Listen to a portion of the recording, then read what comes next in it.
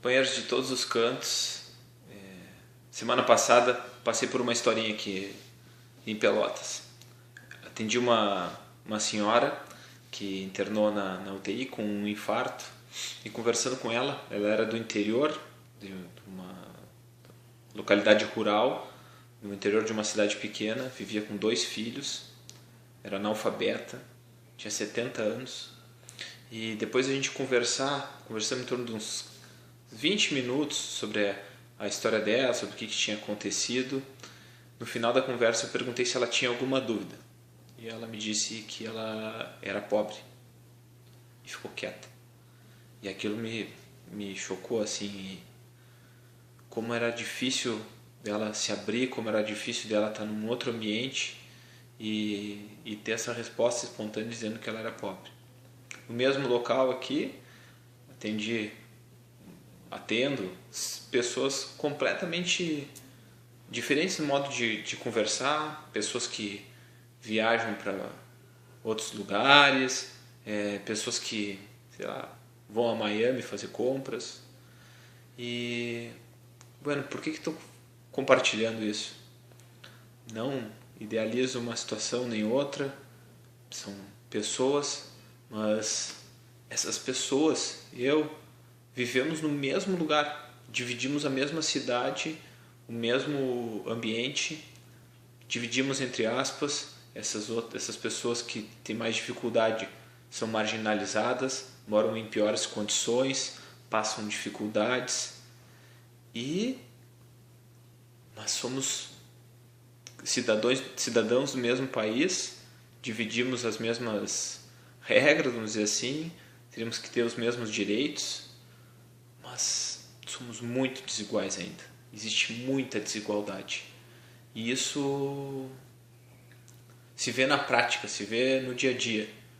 Só não vê quem não quer. A gente pode ter ilusão de achar que tal cidade é bom de não ir, não tem mendigo. Sim, mas qual é a diferença de ter um mendigo a 15 quilômetros da nossa cidade? É um mendigo igual. E nos interessa. Todos esses nos interessam. Todas essas situações nos interessam. Isso objetivamente. Tanto que é a situação de desordem, violência, problemas de todos os tipos. Essa fala, esse compartilhar, longe de estar dramatizando sobre tudo isso, é uma pincelada para a gente refletir sobre a nossa América Latina.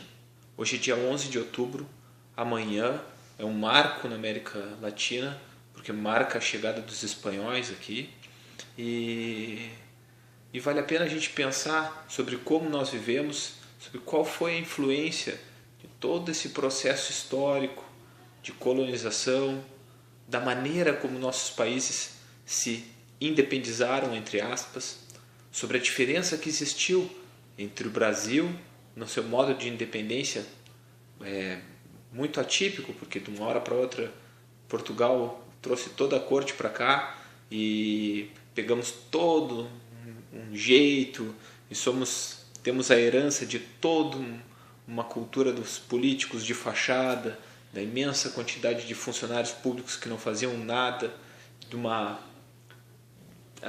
desleixo com a população, mas que marcava em festas da monarquia e que as pessoas se viam representadas por alguém que estava lá no poder, assim como hoje, que a pessoa pode estar passando uma baita necessidade, só que se o político vai lá e toma um trago com ele, faz um churrasco com ele, que político maravilhoso. E também todo o processo da América, que foi colonizada pelos espanhóis, onde no processo de independência vários países não conseguiram manter o sonho bolivariano de se unirem e serem mais fortes, e por vários motivos passamos por um processo, por essa palavra que aprendi há poucos dias, que é a balcanização, passamos por um processo de fragmentação e que nos enfraquece muito. Bom, hoje é 11 de outubro e é um dia importante não para ficarmos cinza, apenas choramingando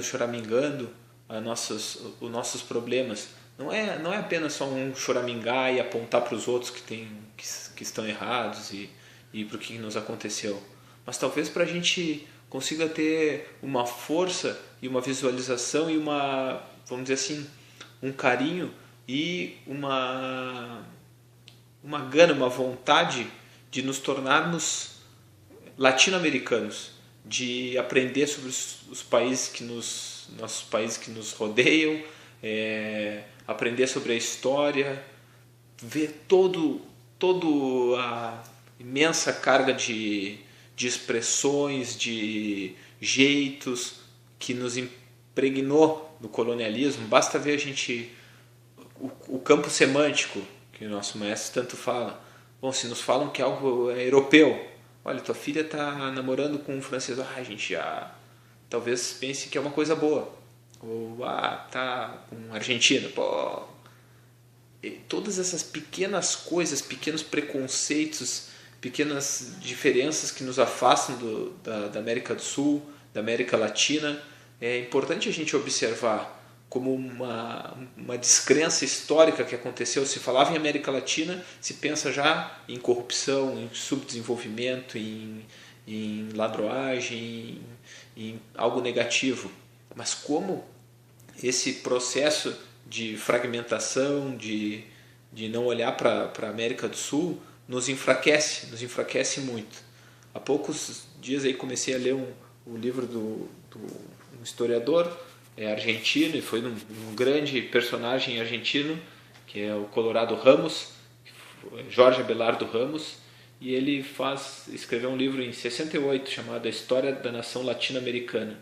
E é muito interessante, porque vai contando desde os espanhóis como é que eram o processo da chegada deles aqui, e passa por todos os países da América Latina, e nos lembra de algo muito interessante, que nós nos perdemos muito e somos muito mais fracos quando somos desunidos, e que talvez ainda está tempo da gente se unir como uma nação latino-americana, ver todas as nossas qualidades, todas essas pessoas que são trabalhadoras, lutadoras, tem uma imensa diversidade de culturas, de línguas, de humanidade, e que a gente possa se unir para poder ter uma vida melhor. Uma vida melhor, não num modelo norte-americano de hiperconsumo, de flacidez, de complacência, de um carro para cada meia pessoa, mas que a gente possa que os negritos latino-americanos possam sofrer menos com as dificuldades. Nós viemos a nossa senda de um pueblito, de um povo de cima dos Andes, que são a nação Queros, que ainda são explorados. Quando a gente vai lá, vê como é que é a relação deles com o pessoal que compra lã da cidade, que sobem lá com um fardo de cachaça e um pouquinho de lábia, um pouco de sal, e vendem as lãs dele na cidade por 100 vezes mais.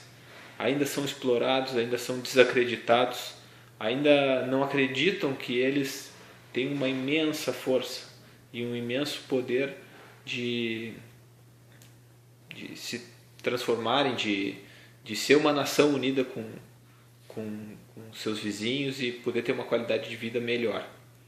Então, bom, fica a dica desse livro.